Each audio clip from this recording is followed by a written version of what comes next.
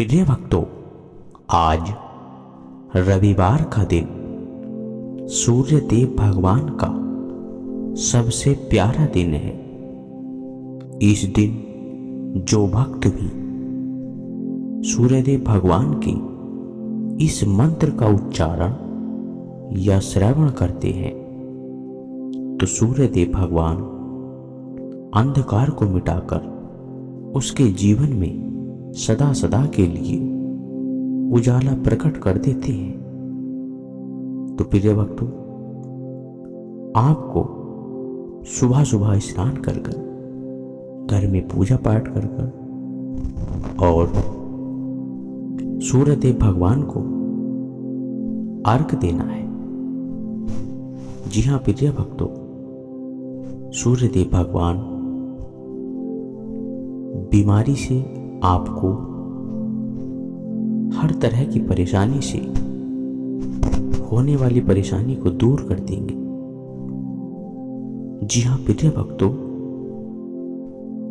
उसके लिए आपको क्या करना है, यह जो मंत्र हम आपको बताने जा रहे हैं उस मंत्र का उच्चारण या श्रवण बस आपको पूरा 108 बार करना है। जी हाँ प्रिय भक्तों, और हाँ ध्यान रहे कि मंत्र को सुनकर बीच में अधूरा बिल्कुल भी ना छोड़ें, अर्थात मंत्र को पूरा 108 बार तक ही सुनें, क्योंकि कहा गया है सनातन धर्म में 108 बार से कम किया गया मंत्र जाप फलदायक साबित नहीं होता है। और इसी तरह मंत्रों की जानकारी पाने के लिए हमारे चैनल को सब्सक्राइब कर लें और सूर्यदेव भगवान की कृपा पाने के लिए कमेंट में ओम श्री रब्बे नमः जरूर लिखें। तो आइए सुनते हैं सूर्यदेव भगवान का यह चमत्कारिक सिद्ध मंत्र। ओम भास्कराय विद्महे महादुत्याधिकाराय धीमहि तन्नो आदित्य प्रचोदयात्। ओम भास्कराय विद्महे महादुत्याधिकाराय धीमहि तन्नो आदित्य प्रचोदयात्। ओम भास्कराय विद्महे महादुत्याधिकाराय धीमहि तन्नो आदित्य प्रचोदयात्।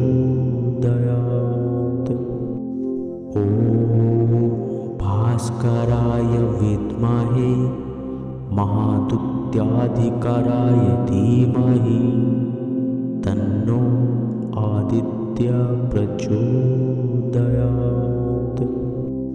ओम भास्कराय विद्महे महादुत्याधिकाराय धीमहि तन्नो आदित्य प्रचोदयात्।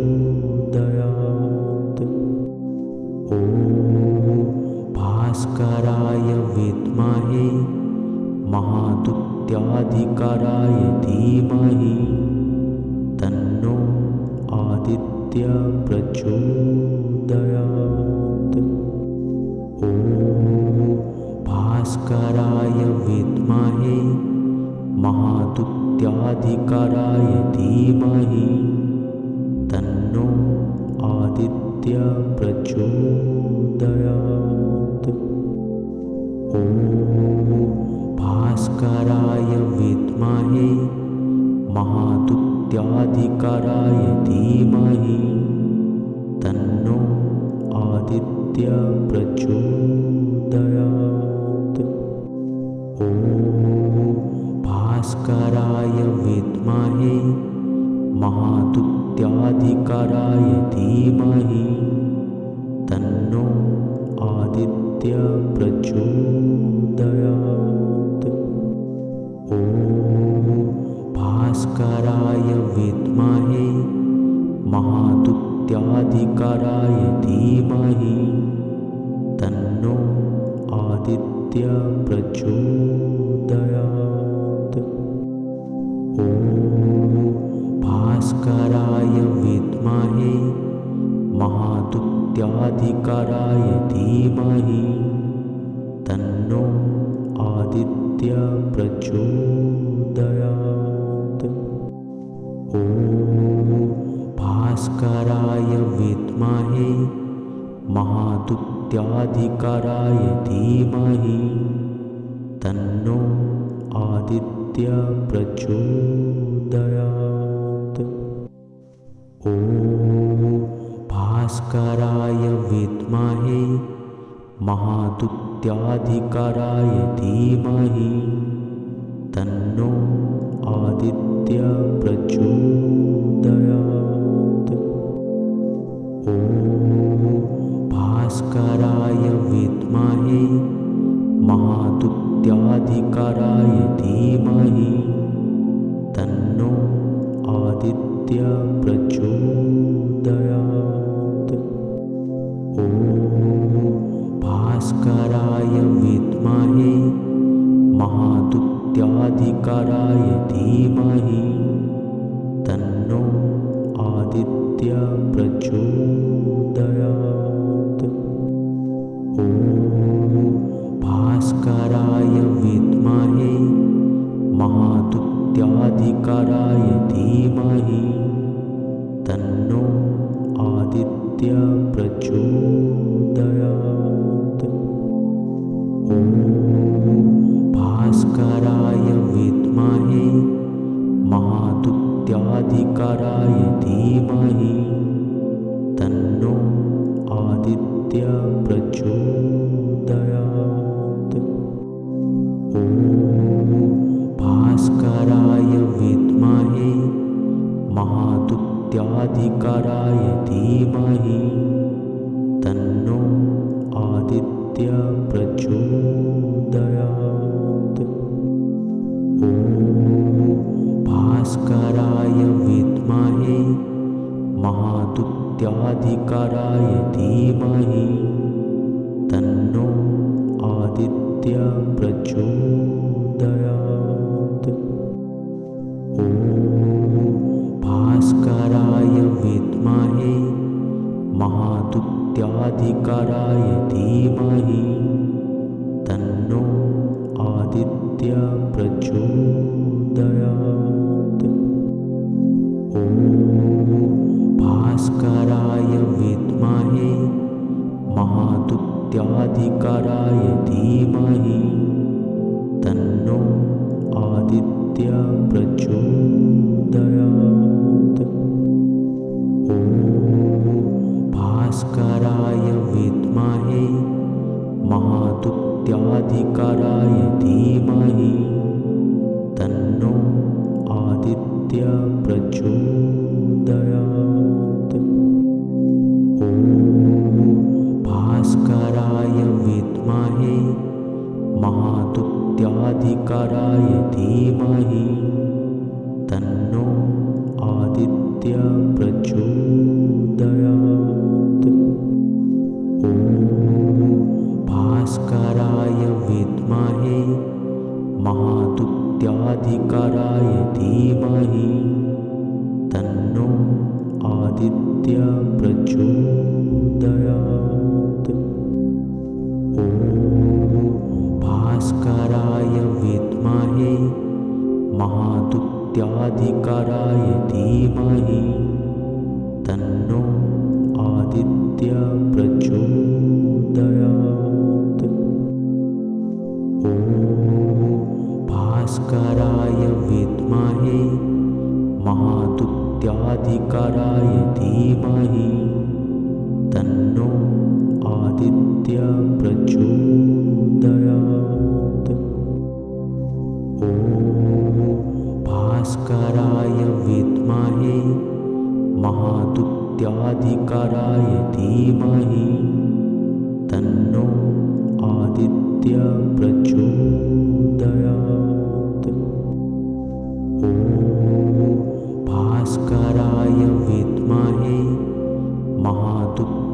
आदित्याधिकाराय धीमहि तन्नो आदित्य प्रचोदयात्। ॐ भास्कराय विद्महे महादुत्याधिकाराय धीमहि तन्नो आदित्य प्रचोदयात्।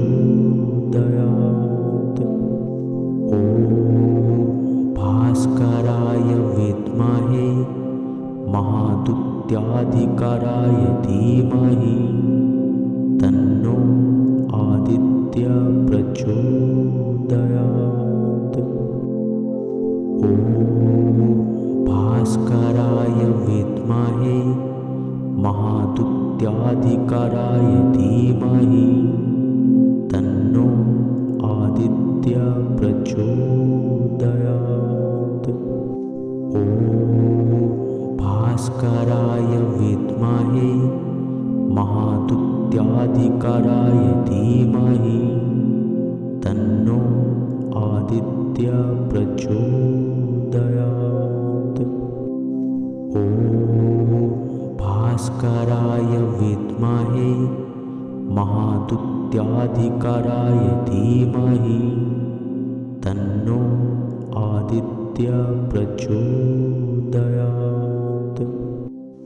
ॐ भास्कराय विद्महे महादुत्याधिकाराय धीमहि तन्नो आदित्य प्रचोदयात्। ॐ भास्कराय विद्महे महादुत्याधिकाराय धीमहि तन्नो आदित्य प्रचोदयात्। ॐ भास्कराय विद्महे महादुत्याधिकाराय धीमहि तन्नो आदित्य प्रचोदयात्। ॐ भास्कराय विद्महे महादुत्याधिकाराय धीमहि तन्नो आदित्य प्रचोदयात्। ॐ भास्कराय विद्महे महादुत्याधिकाराय धीमहि तन्नो आदित्य प्रचोदयात्। ॐ भास्कराय विद्महे महादुत्याधिकाराय धीमहि तन्नो आदित्य प्रचोदयात्। ॐ भास्कराय विद्महे महादुत्याधिकाराय धीमहि तन्नो आदित्य प्रचोदयात्। ॐ भास्कराय विद्महे महादुत्याधिकाराय धीमहि तन्नो आदित्य प्रचोदयात्। ॐ भास्कराय विद्महे महादुत्याधिकाराय धीमहि तन्नो आदित्य प्रचोदयात्। ॐ भास्कराय विद्महे महादुत्याधिकाराय धीमहि तन्नो आदित्य प्रचोदयात्। ॐ भास्कराय विद्महे महादुत्याधिकाराय धीमहि तन्नो आदित्य प्रचोदयात्। ॐ भास्कराय विद्महे महादुत्याधिकाराय धीमहि तन्नो आदित्य प्रचोदयात्। ॐ भास्कराय विद्महे महादुत्याधिकाराय महादुत्याधिकाराय धीमहि तन्नो आदित्य प्रचोदयात्। ॐ भास्कराय विद्महे महादुत्याधिकाराय धीमहि तन्नो आदित्य प्रचोदयात्।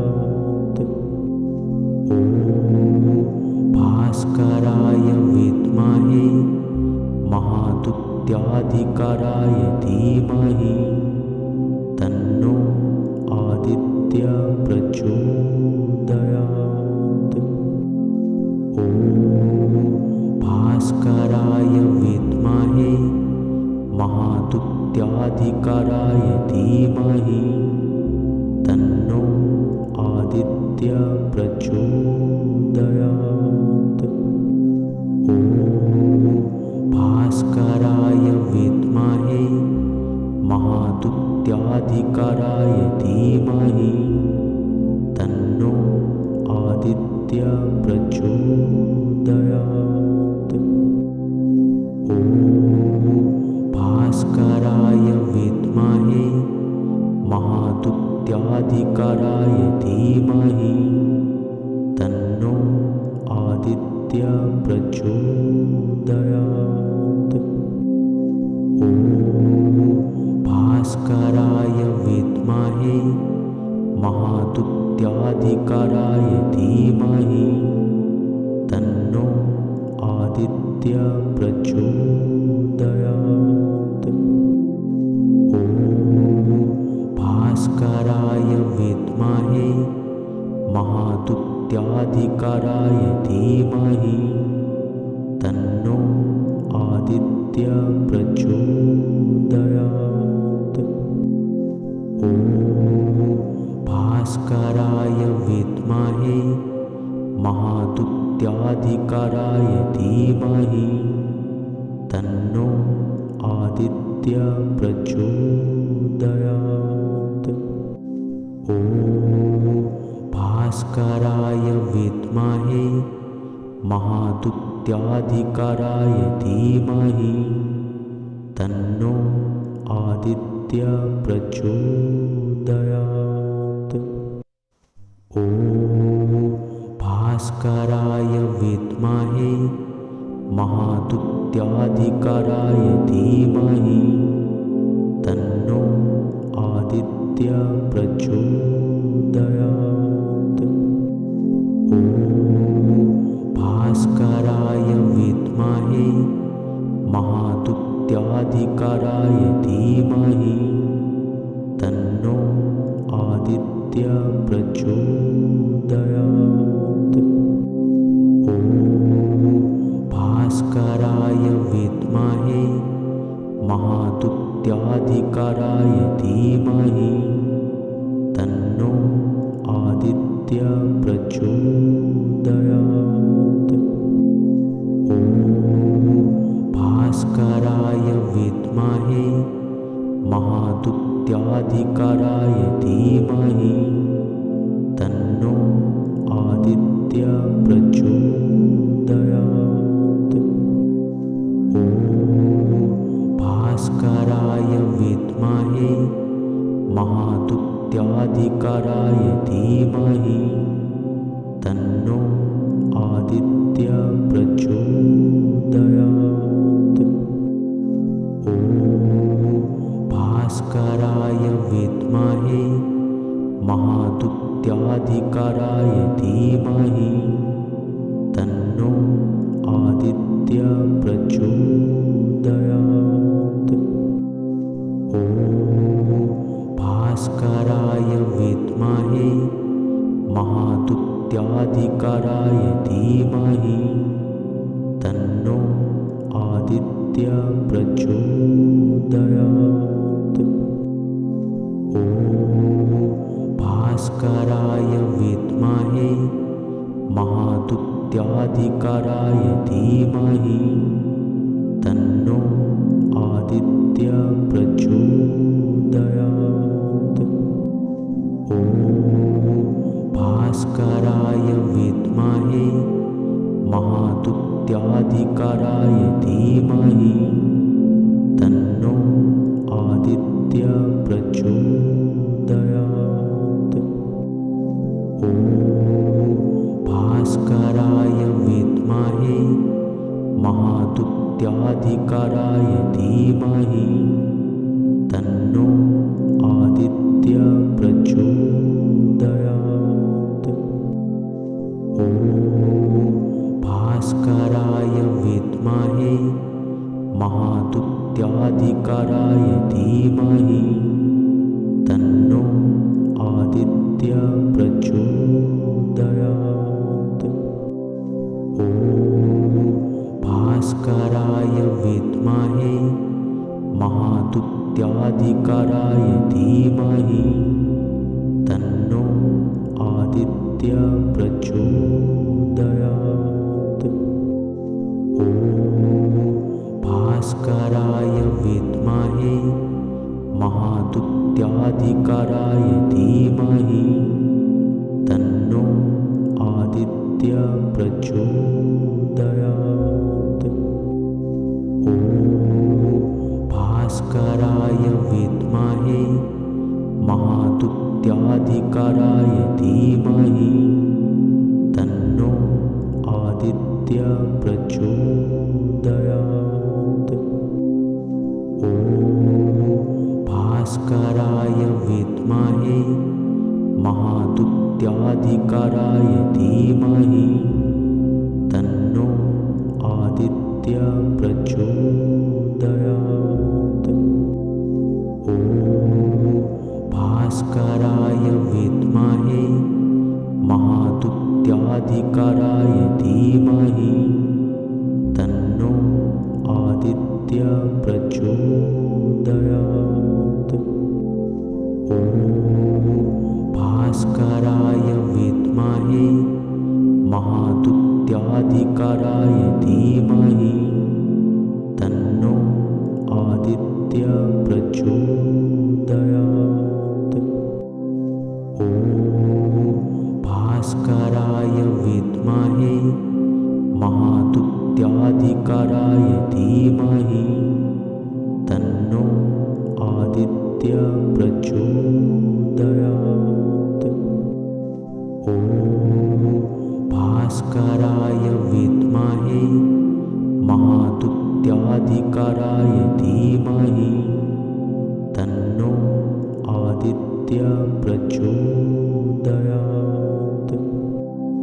ॐ भास्कराय विद्महे महादुत्याधिकाराय धीमहि तन्नो आदित्य प्रचोदयात्। ॐ भास्कराय विद्महे महादुत्याधिकाराय धीमहि तन्नो आदित्य प्रचोदयात्। ॐ भास्कराय विद्महे महादुत्याधिकाराय धीमहि तन्नो आदित्य प्रचोदयात्। ॐ भास्कराय विद्महे महादुत्याधिकाराय धीमहि तन्नो आदित्य प्रचोदयात्। ॐ भास्कराय विद्महे महादुत्याधिकाराय धीमहि तन्नो आदित्य प्रचोदयात्। ॐ भास्कराय विद्महे महादुत्याधिकाराय धीमहि तन्नो आदित्य प्रचोदयात्। ॐ भास्कराय विद्महे महादुत्याधिकाराय धीमहि तन्नो आदित्य प्रचोदयात्। ॐ भास्कराय विद्महे महादुत्याधिकाराय धीमहि तन्नो आदित्य प्रचोदयात्। ॐ भास्कराय विद्महे महादुत्याधिकाराय धीमहि तन्नो आदित्य प्रचोदयात्। ॐ भास्कराय विद्महे महादुत्याधिकाराय धीमहि तन्नो आदित्य प्रचोदयात्। ॐ भास्कराय विद्महे महादुत्याधिकाराय धीमहि तन्नो आदित्य प्रचोदयात्। ॐ भास्कराय विद्महे महादुत्याधिकाराय धीमहि तन्नो आदित्य प्रचोदयात्। ॐ भास्कराय विद्महे महादुत्याधिकाराय धीमहि तन्नो आदित्य प्रचोदयात्। ॐ भास्कराय विद्महे महादुत्याधिकाराय धीमहि तन्नो आदित्य प्रचोदयात्। ॐ भास्कराय विद्महे महादुत्याधिकाराय धीमहि तन्नो आदित्य प्रचोदयात्। ॐ भास्कराय विद्महे महादुत्याधिकाराय धीमहि तन्नो आदित्य प्रचोदयात्।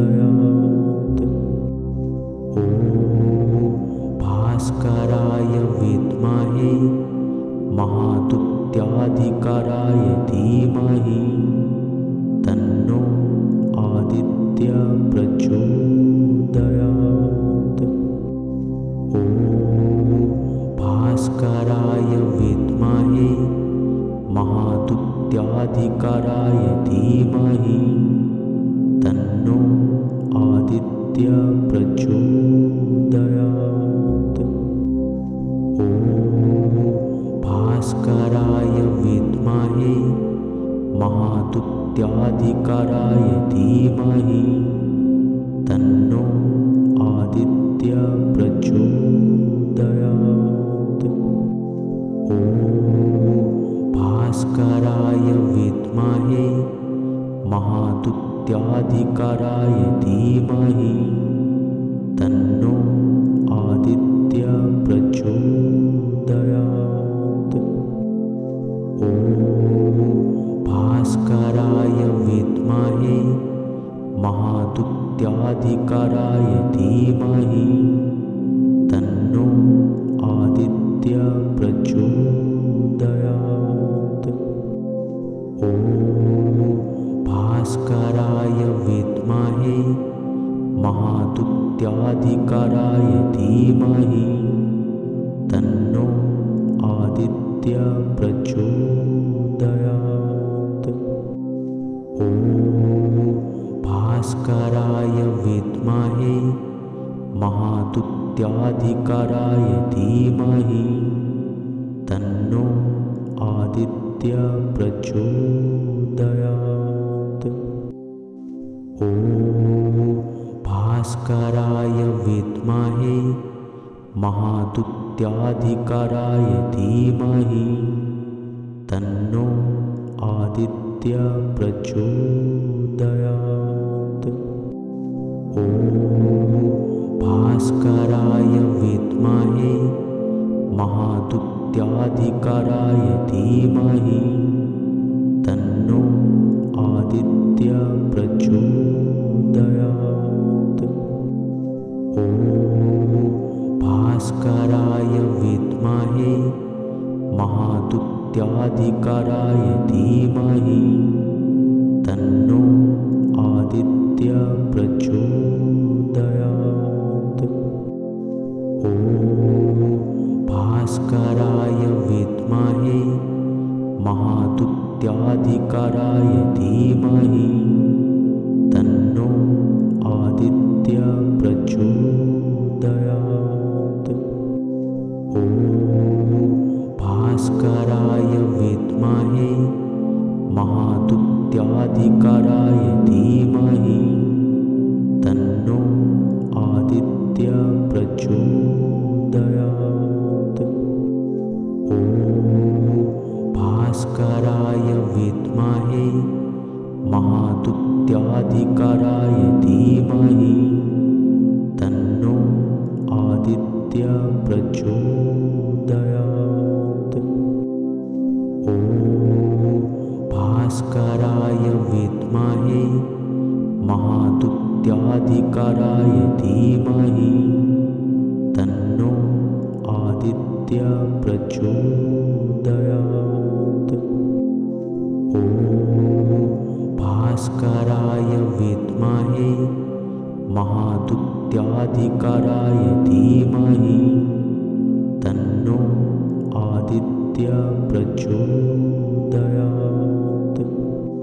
ॐ भास्कराय विद्महे महादुत्याधिकाराय धीमहि तन्नो आदित्य प्रचोदयात्। ॐ भास्कराय विद्महे महादुत्याधिकाराय धीमहि तन्नो आदित्य प्रचोदयात्।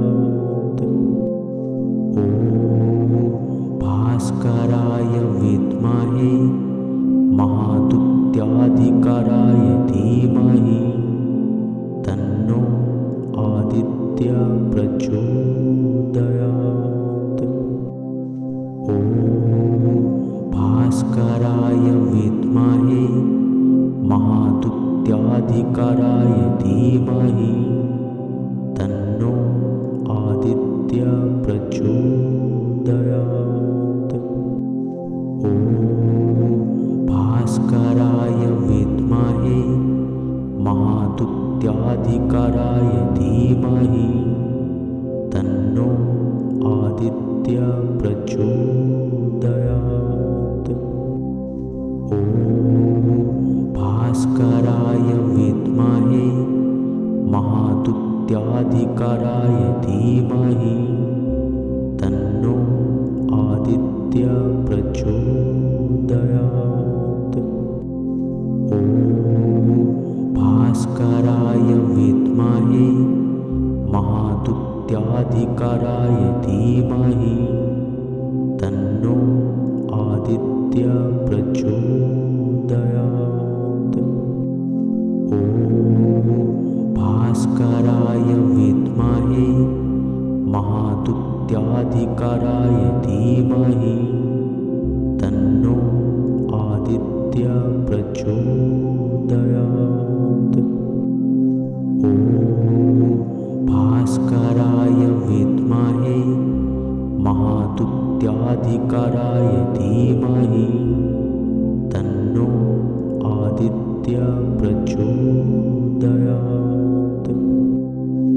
ॐ भास्कराय विद्महे महादुत्याधिकाराय धीमहि तन्नो आदित्य प्रचोदयात्।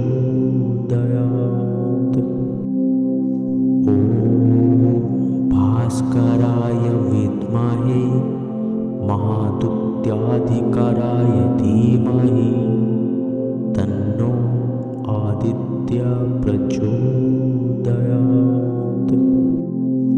ॐ भास्कराय विद्महे महादुत्याधिकाराय धीमहि तन्नो आदित्य प्रचोदयात्।